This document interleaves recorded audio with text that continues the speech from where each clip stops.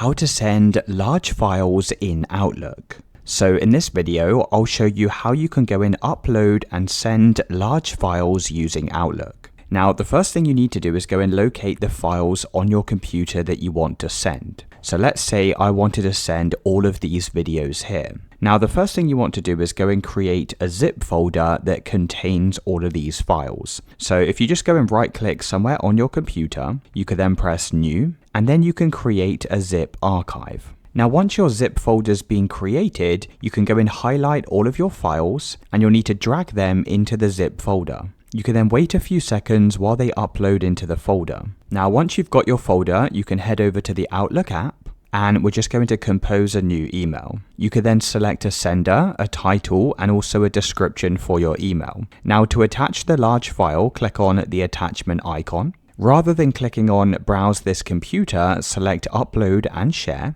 And then what we can do is upload the file to the OneDrive instead. So if you go and locate that zip file that we just created, mine's this one here, it will say upload to the OneDrive, press upload, and then you can wait for this to upload into your email. Now, because we're uploading this into the OneDrive and not directly from our computer, this will allow us to send large files in Outlook. So once it's finished uploading, you can just go and hit send, and that's how to send large files.